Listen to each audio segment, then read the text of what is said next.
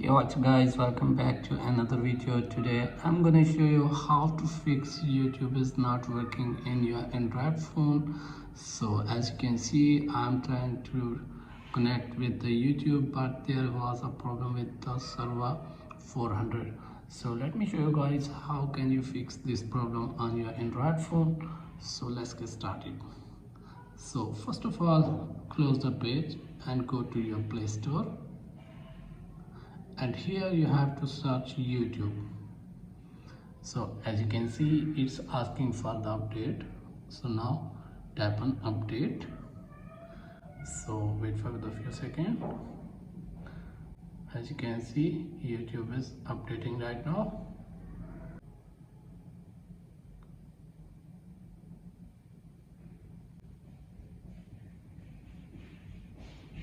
So as you can see, YouTube has been updated right now. So now open the YouTube again and try again right now. So as you can see, YouTube is working successfully right now. So if you have any problem, let me know in the comments. Thanks for watching.